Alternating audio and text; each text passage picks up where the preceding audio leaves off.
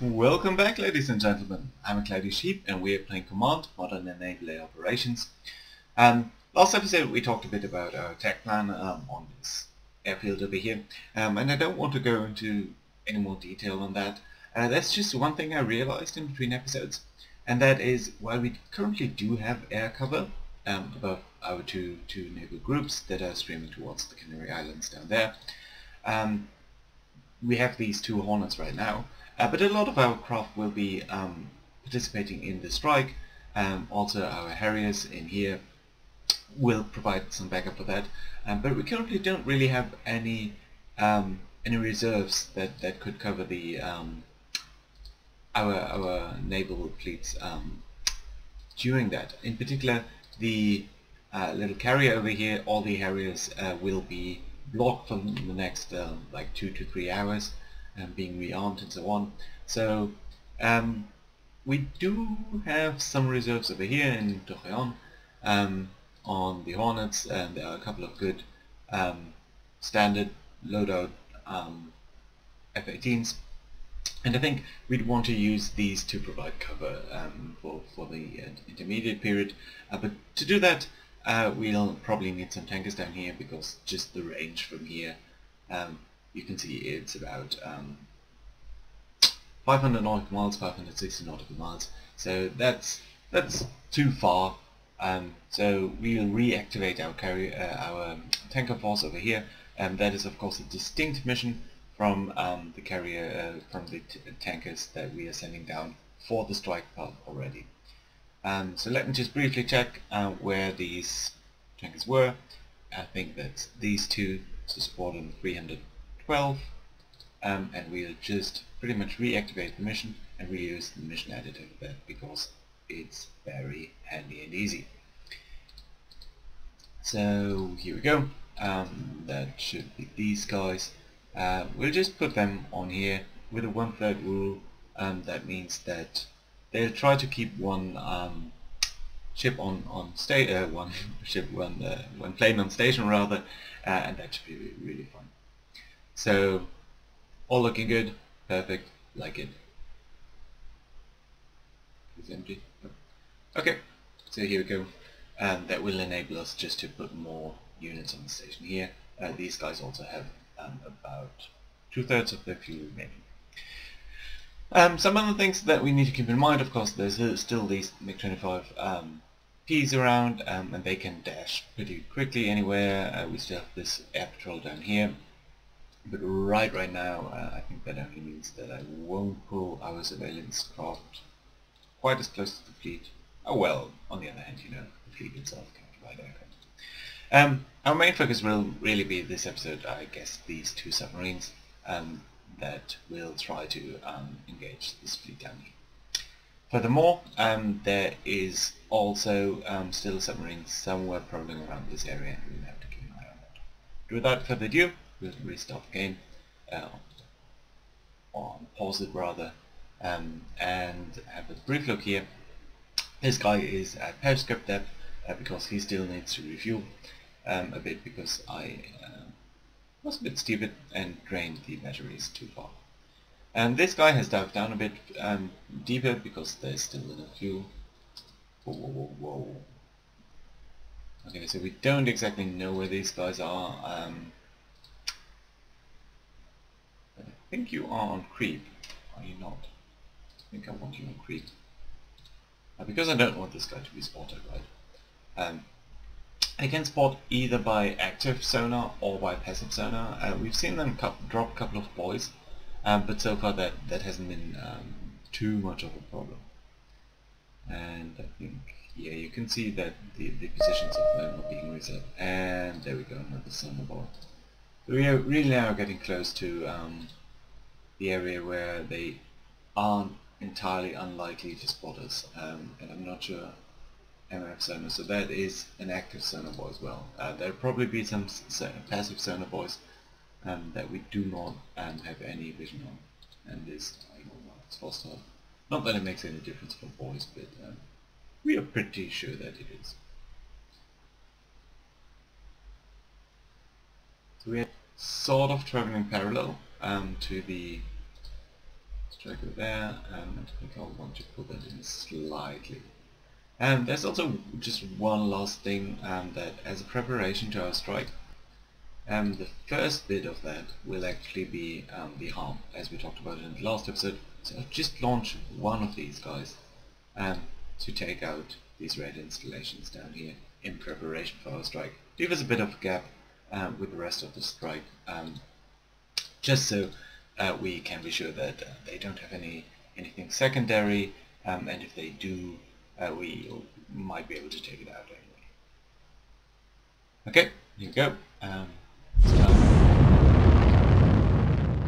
Lots of stuff departing. I think that would mainly be the tankers up here, but also our... No, I think that's only tankers really. Sorry about that. These guys, by the way, are just returning from the Naval that we had just like 2 episodes ago. Damn it. Okay, so what's going on here is that they must have spotted us, and there's a torpedo in the water. It's very close to us, so yeah, they spotted us, and that we are very likely dead, but that's fine. It's out of weapon range, is it?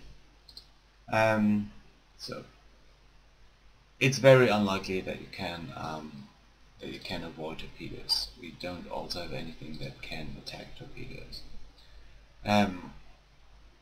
I think what we want to do here is, since it's likely that we are going to die, firstly turn in, mostly away from the torpedo, bit of flank speed. You really want to be going quick, just to have a chance to maybe run away from them. And then we'll also need to have a look at the doctrine window over here, and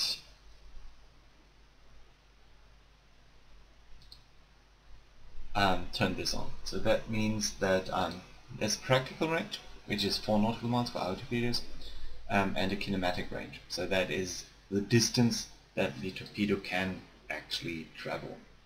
The difference here is that, you know what, we'll also, I think we won't do that. The difference is that, you know, if you're launching at the maximum range, let's suppose the torpedo could range just until this ship up here. If it's launched now and the ship notices that and turns away, and then of course by the time that the torpedo gets here, the ship will be much further away. And for torpedoes that's particularly relevant because torpedoes go just like around 40 knots, and you can see this guy's already traveling 12 knots. So the distance that they can travel while we are... Also, I think I'll just ask you to go as deep as possible. So normally you don't want to be using kinetic range. It's way too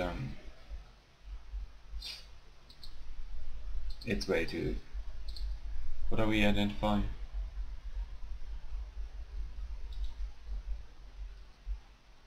It's way too unlikely to hit anything, but if we are going to die, then that's what we're going to do.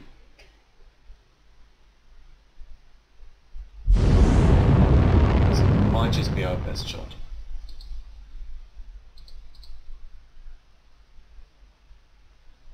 Yeah, they definitely know we're here, and they definitely launch at us. It's rather likely that...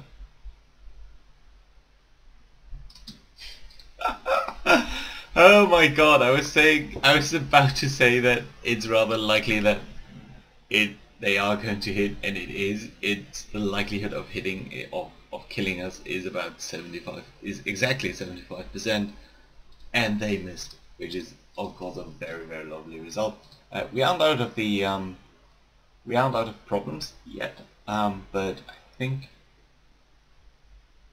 we can consider ourselves pretty lucky. So let's briefly look at this. I think we'll want to just come in from here, as we talked about earlier.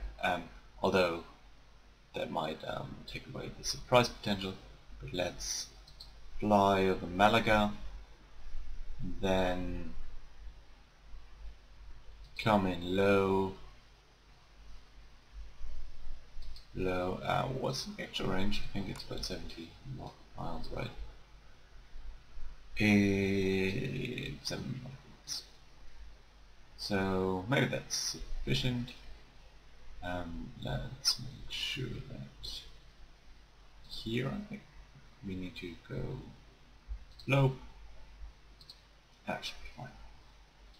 And here sort of pop back up. Is it so low? Last waypoint, and this waypoint. We're going to max altitude. So I think that's the correct path. Anyway, back to down here. We got lucky. We got extremely lucky. That doesn't mean we are out of problems. I want to go to creep speed now, because that makes it much less likely that we're going to be spotted. What's the launch minimum worst deepest altitude, I guess, from where you can launch that? Yeah, much deeper than we are actually. So we might be able to still launch this guy if we could. Are we going to do that? Primarily I want him to run away and just maybe leave us alone a bit. I'm not sure whether we know they have any sort of weapon that they could target us. They do have they do have torpedoes? Torpedoes. But I'm pretty sure that's not what it was. It must have been a helicopter dropping in because it appeared right next to us, and that just our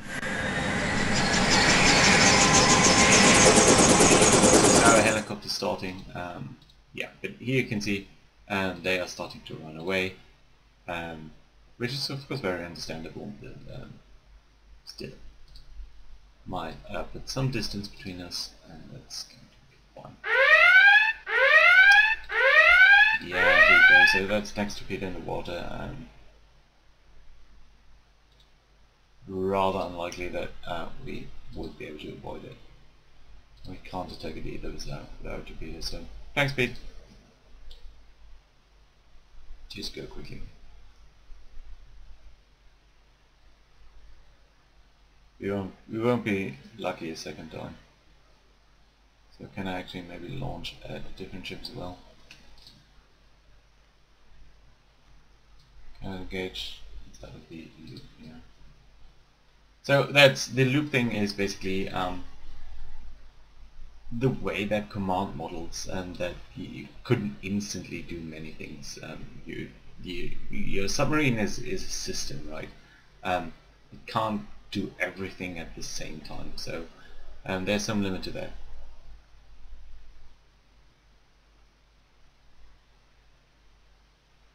Yeah.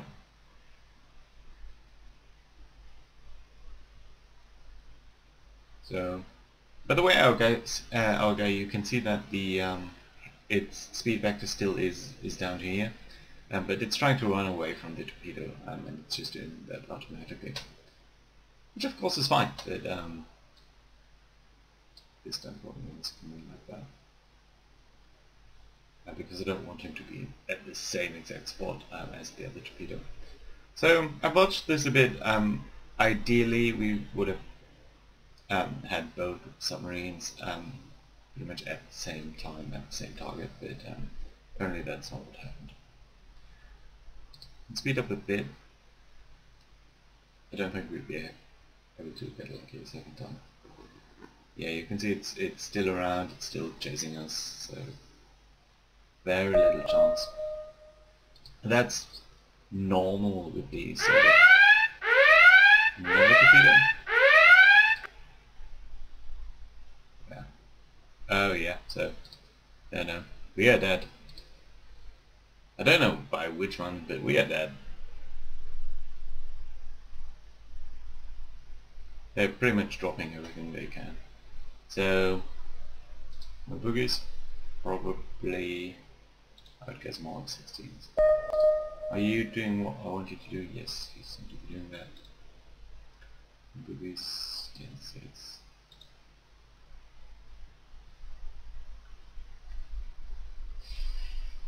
So here's a thought. I'm not sure it's worthwhile to engage. I don't think it is. So this guy will be trying to run away, especially since he doesn't have the fuel, and I just think we don't have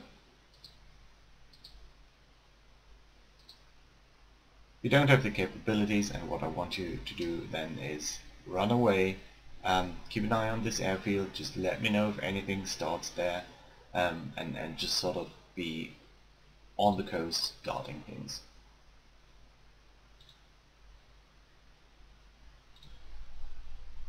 Meanwhile,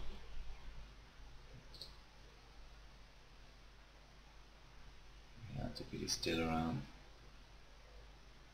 and our torpedo will very certainly run out of fuel. You can see it's now on a search pattern down there.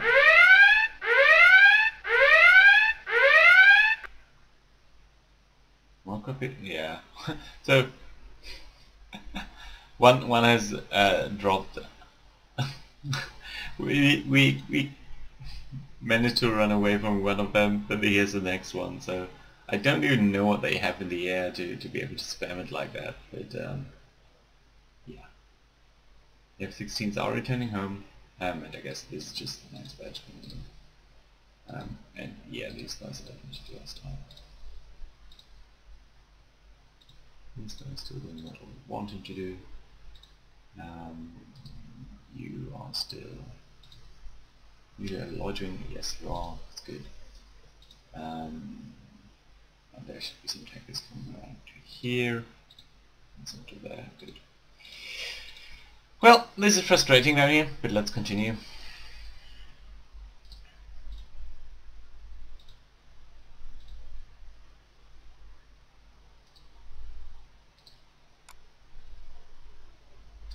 And here we go. Final hit chance 70%. A hit, impact, penetration, damage. All the stuff is being damaged. And it's been destroyed. So, kudos to the brave guys. 50 crew lost of the S-61 Dauphne class. No, sorry, S-63. I always find it so confusing that the ship name and the ship class is very like that. Okay, so it's certainly very disappointing, but I think it is a wise decision to run away. We disrupted their pattern a bit, but of course that's not very helpful. We can see that the torpedo down there is still trying to look for targets, but it will run away, run out of fuel very soon. Can I tell you? No, I can't actually control it anymore because, of course, the torpedo and the submarine has been destroyed. Some positive determinations of these ships, but nothing too relevant. We know what they are anyway. Yeah. So here we go. Let's move things forward and concentrate on this guy. Actually, I think I told you to go low. Just how high are these mountains here? About 2,000. So I think 2,000 should be fine.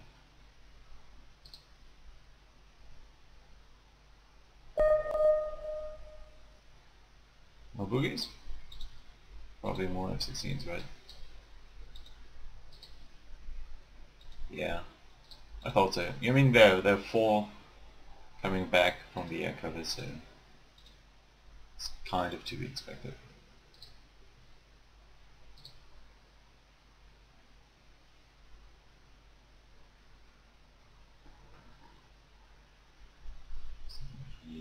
go. Coming in. And I think we'll want to launch at maximum range. Which will be soonish, sorry. And so let's just go to max altitude.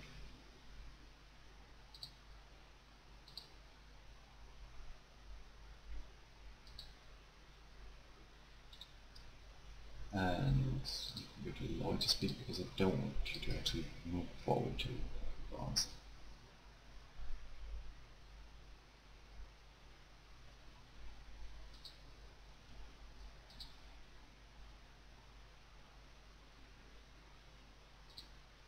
So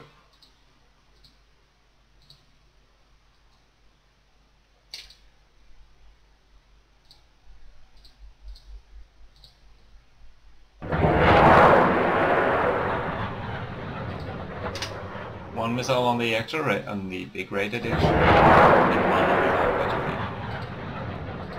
That's it. It's fly and forget. So minimum altitude.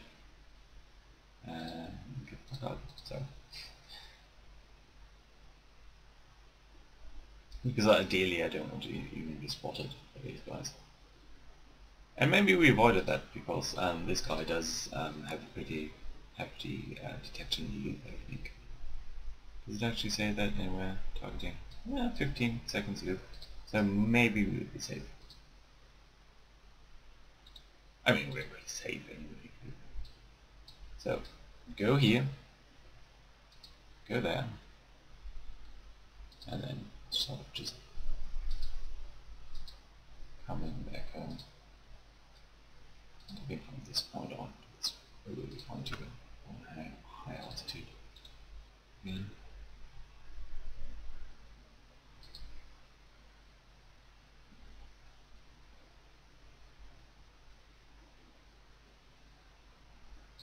By the way, I'm not launching the second aircraft, the second harm profile aircraft, because I want that to be part of the strike pattern. It's really there to suppress any radar that they might fancy turning on during our assault.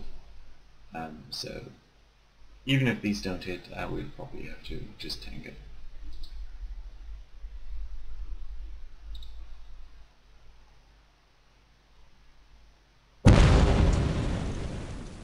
So here we go. Miss on the Eyehawk, I think. Yes. Hit on the Eyehawk.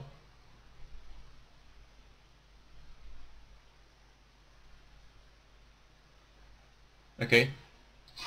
But we lost the actual radar installation. So what do we know about you? Sorry, contact report.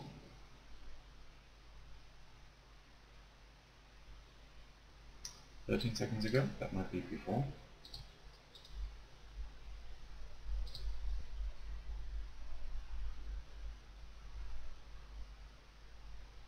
Some contacts being lost. Yeah, I think that's just.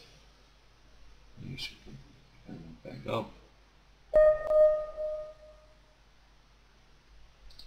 New contacts. Boogies. Probably down here, right? Yeah. So here you go. I think this guy might be fine. Running away. What's all this stuff? Just contact reports. So I think we do know that these are attack aircrafts. I think they were mirages, right? Yeah.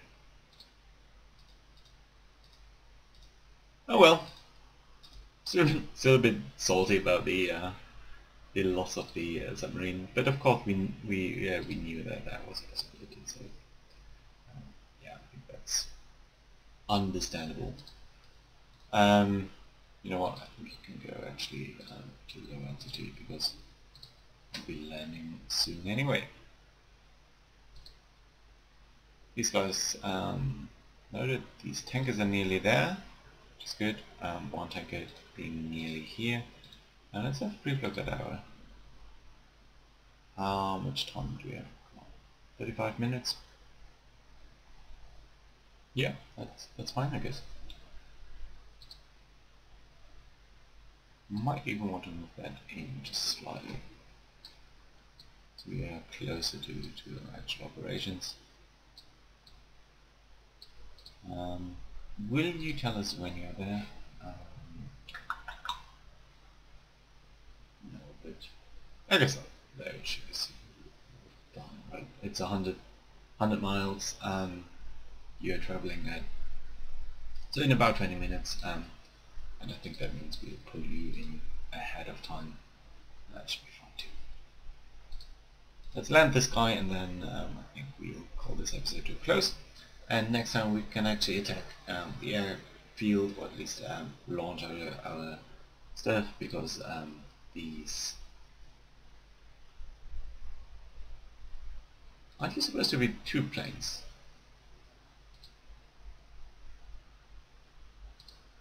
Or are you 2 planes? Well, it's really hard to see that. Oh yeah, there too. Okay, so that's great. Let's briefly check the aircraft up here. I think the Maverick was the last one to be really ready. Readied. This is one as well. And up here. Yeah, that's good. So as soon as this guy lands, we will be launching our aircraft. We don't need the tankers to be on position over Grenada yet. We can just leave them as soon as even before. I mean, our craft will take some time to get down there. Aren't you returning to base? Go to base.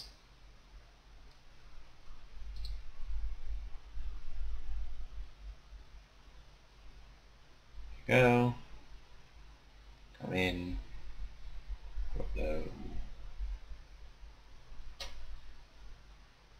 And land. Perfect.